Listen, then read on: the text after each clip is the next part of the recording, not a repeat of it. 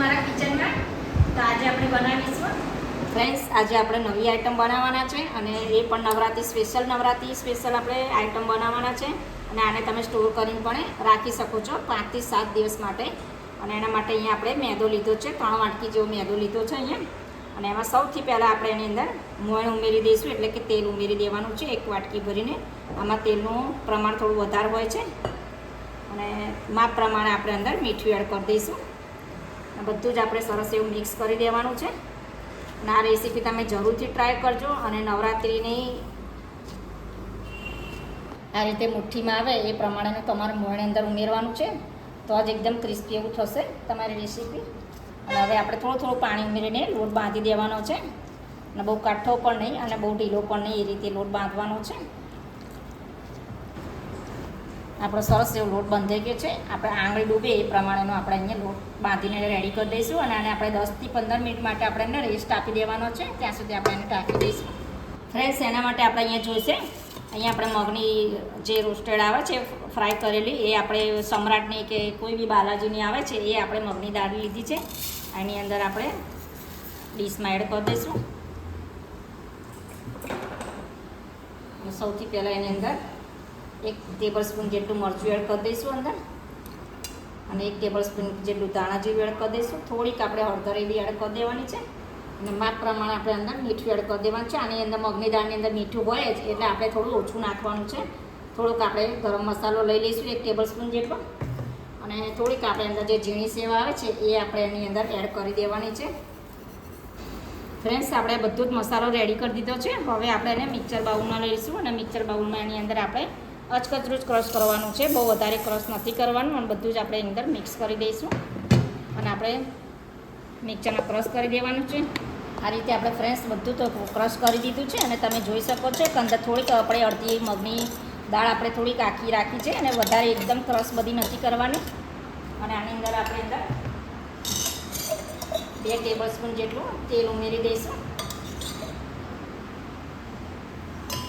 આ બધું જ મિક્સ કરી દઈશું.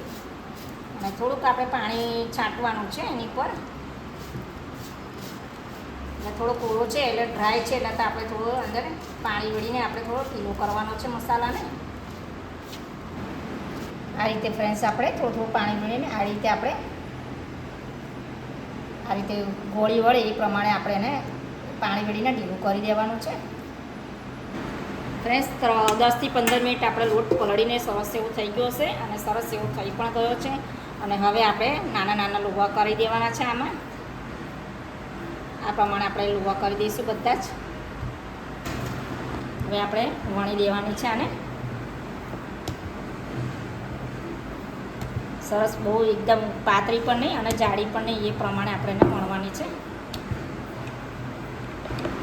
આટલી આપણે વણીને તૈયાર કરી દીધી છે. અને અહીંયા આપણે 1.5 ટેબલ સ્પૂન જેટલું આપણે જે માવો બનાવીને તૈયાર કર્યો છે એ આપણે એની અંદર ઉમેરી દેવાનો છે.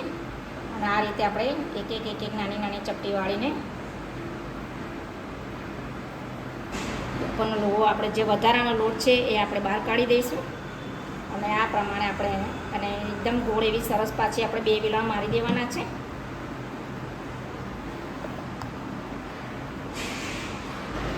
આપણે આ રીતે બધી જ તૈયાર વણીને માવો ભરીને રેડી કરી દઈશું.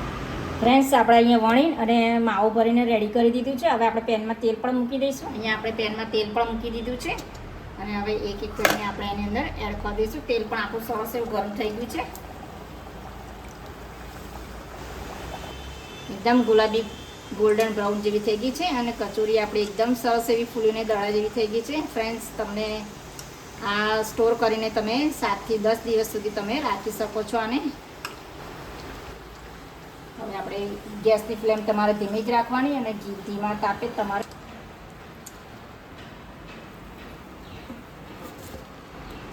આપણે એકદમ ફૂલેલી કચોરી બનીને રેડી થઈ ગઈ છે. તમે જોઈ શકો છો એકદમ ક્રિસ્પી એવી બની છે. આ રીતે આપણે બધી તૈયાર કરી દઈશું.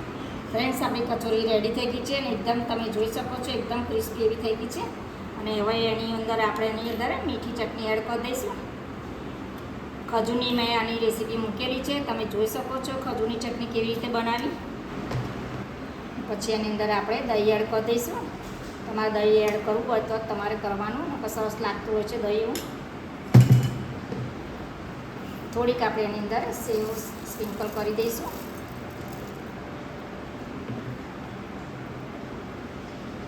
અને આપણે ગ્રીન ચટણી પણ રેસીપી મૂકેલી છે, ગ્રીન ચટણી પણ આપણે એની અંદર એડ કરી દઈશું. થોડીક આપણે એની અંદર કોથમીર એડ કરી દઈશું.